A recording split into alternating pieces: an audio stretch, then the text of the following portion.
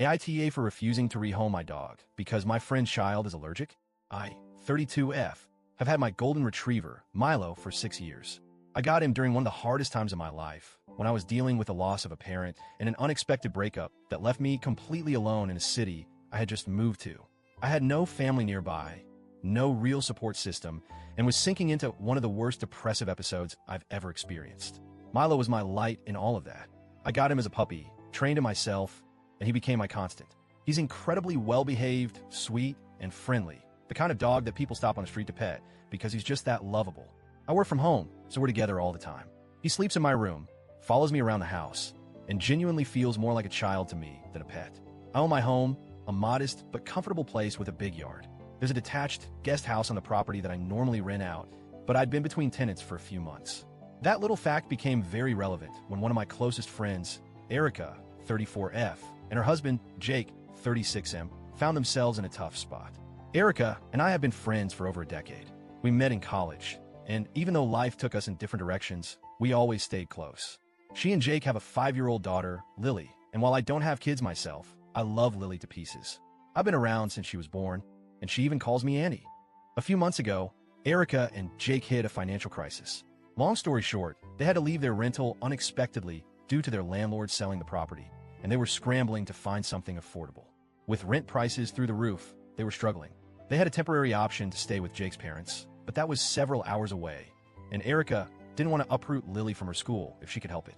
Since I had the guest house sitting empty, I offered to let them stay there rent-free until they got back on their feet. I figured it was a win-win.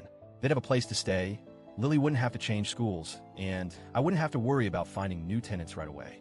But before they moved in, I made one thing very clear. Milo is part of my household. He lives in a main house, but roams the shared yard. That's his home. I made sure Erica was okay with that before they moved in, and she assured me it wouldn't be a problem. Spoiler, it was a problem. The first week was fine.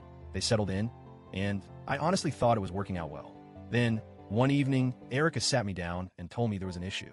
Lily, she said, was allergic to dogs. This was news to me. Erica had never mentioned it before, despite all the time she had brought Lily over to my house in the past.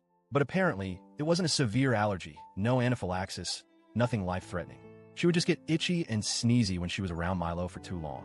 Obviously, I felt bad. I don't want Lily to be uncomfortable in a place that's supposed to be safe for her. So I immediately offered to make adjustments.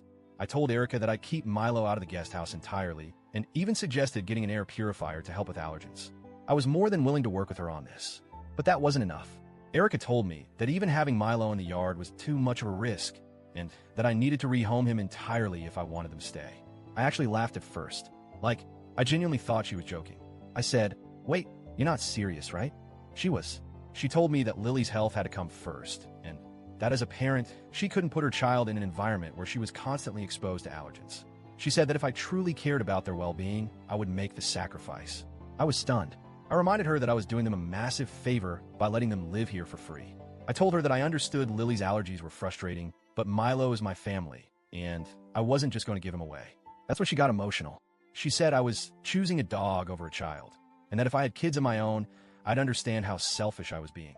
She accused me of endangering Lily's health and told me I was putting my own convenience over a little girl's well-being. I won't lie, that stung. I started to doubt myself. Was I being selfish? Was I prioritizing my own comfort over a child's needs? But then I remembered, this was temporary. They weren't being forced to live here. They had other options. If the allergy was really that unbearable, they could go stay with Jake's parents. I told her as much. I said, "I love you guys, but I'm not giving up my dog. If it's that bad, maybe staying here isn't the right solution." She lost it.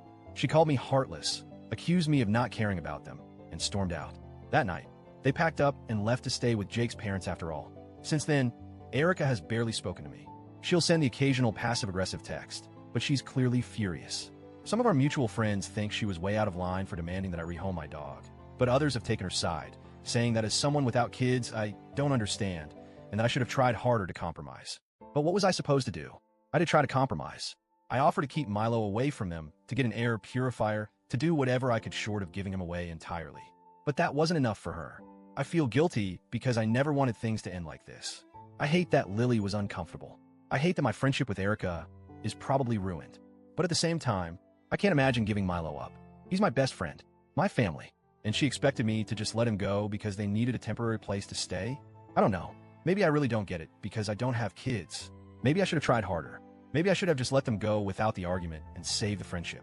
So, Reddit, AITA,